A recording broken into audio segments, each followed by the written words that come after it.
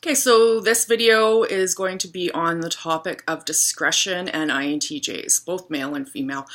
This piece came to me, I know we've spoken high level on this topic in other subject matter, but I thought I'd pull this out as a specific piece. So for myself, it has been incredibly important, and whether I knew it or not, since I was incredibly small.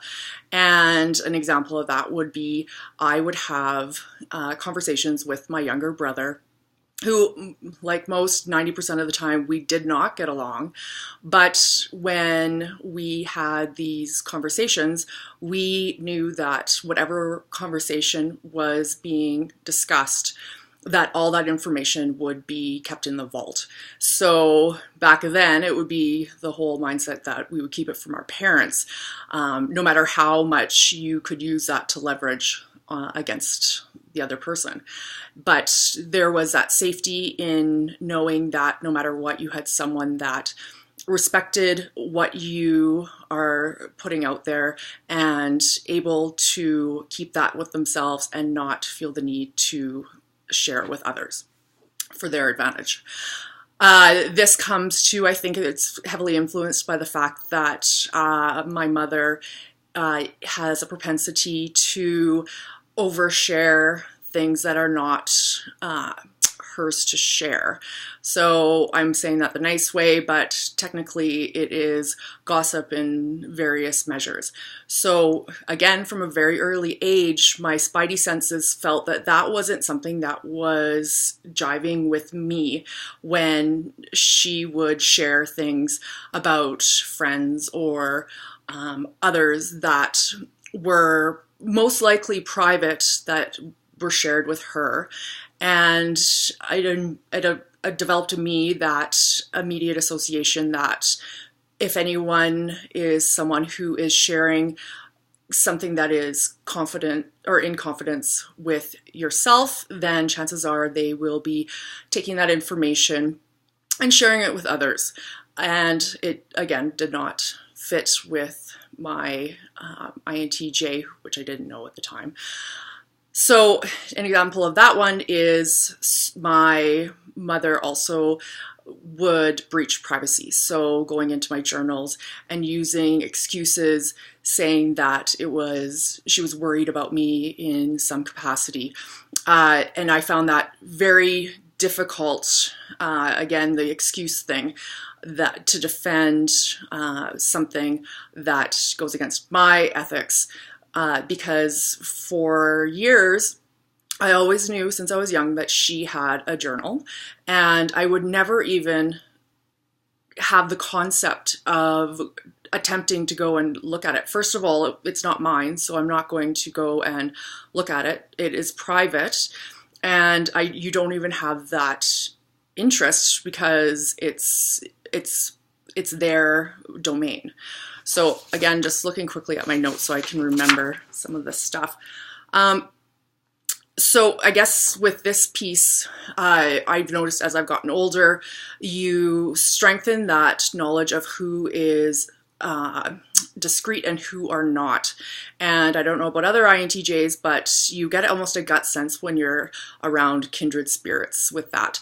And most likely, for myself at least, I found it's more just building that relationship with a person that you had a spidey sense already that they are similar in ethics and values regarding discretion, that as you move forward in that relationship, you start sharing little pieces that are maybe not as making you vulnerable, and noticing that the trend stays towards trustworthiness.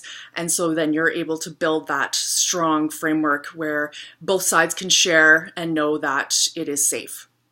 So speaking of that piece, what I noticed for myself, and I'd be interested in other INTJs, when someone does share stuff with me, I use all of my processes that I have available to me, so my different sense functions, to make sure that I'm understanding the full aspect of what that person has chosen to share with me. Because if they're sharing it with me, it means that it's important to them, and I want to make sure that I am respecting their time and their propensity to be that vulnerable feeling, and make sure that they know that I treat it with a lot of respect and value.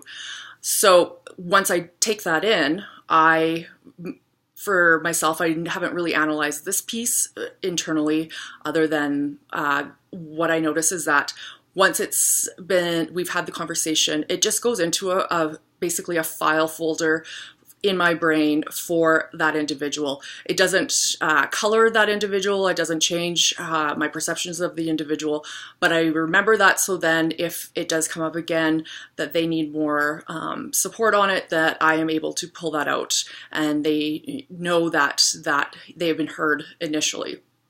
So one thing I want to mention on that is that I have to wonder if those who have an affinity for gossiping, if there is maybe an opposite effect where that information that you have shared, say, for example, say you ended up sharing with someone that you thought you could trust, which I have to say must be incredibly rare for INTJs, because usually you're doing a lot of background on that. But you will, maybe the ones that are gossipers are ones that keep that in their prefrontal cortex, and they chew on it and they add value to it, they assess it, judge it, and because it's still in the forefront of their mind, they can't help but share it and add their own context to it and pass it along. And therefore it's almost like potentially an impulse control thing. So I'm interested to hear if other people feel that way, what their thoughts are with the whole idea of discretion, as well as their thoughts of interpreting those who are gossipers. I'd be interested to see if anyone who has some additional thoughts on that. Again, as always, if you are interested in a video request, please place it in the comments with video request at the beginning of the request, just so I can make sure I can see it quickly. Thanks so much.